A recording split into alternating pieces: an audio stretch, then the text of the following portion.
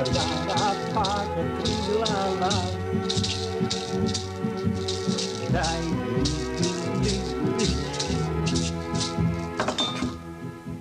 Moja domovina.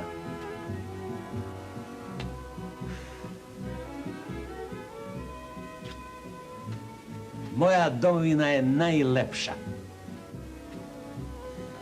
Moja domovina ima 5 republika, 2 pokrajine i 1 republiku van pokrajina.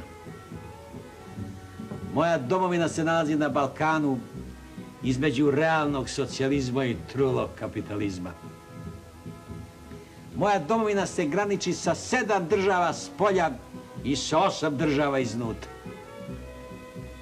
U mojoj domovini žive narodi, narodnosti, etničke grupe, pojedinci i studenti iz Grčke.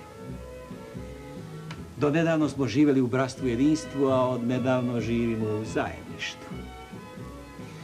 U glavnom gradu moje domovine donose se sve odluke važne po moju domovinu koji su donete u glavnim gradovima Republika i pokrajina. Ukoliko se te glavne odluke ne usvoje u glavnim gradovima Republike i pokrajina, one se ovamo i ne donose. U glavnom gradu se donose samo već donete odluke. U mojoj domovini je na vlast radnička klasa. Mnogo se vodi računa o interesima radničke klase na vlasti. Od interesa radničke klase važni su samo lični i grupno-svojinski interesi. U mojoj domovini su najbolje plaćeni radnici u neposrednoj proizvodnji pod uslovom da su na privremenom radu u inostranstvu. Moja domovina ima izvjesnih teškoća i problema kao i sve druge zemlje sveta. Ekonomske teškoće su naše, a dugovi su zajednički. Moja domovina ima prirodne lepote. Prirodne lepote su lepša polovina moje domovine.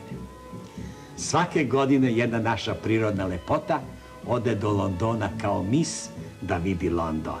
Ako. U mojoj domovini su neki za kritiku svega postojećeg, dok su drugi za hvaljenje svega postojećeg. Moja domovina se nalazi tu negde, između svega postojećeg prvog i svega postojećeg drugog. Bez obzira na sve to, ja bi za svoju domovinu dao bih svih 6 republika i 2 pokrajine.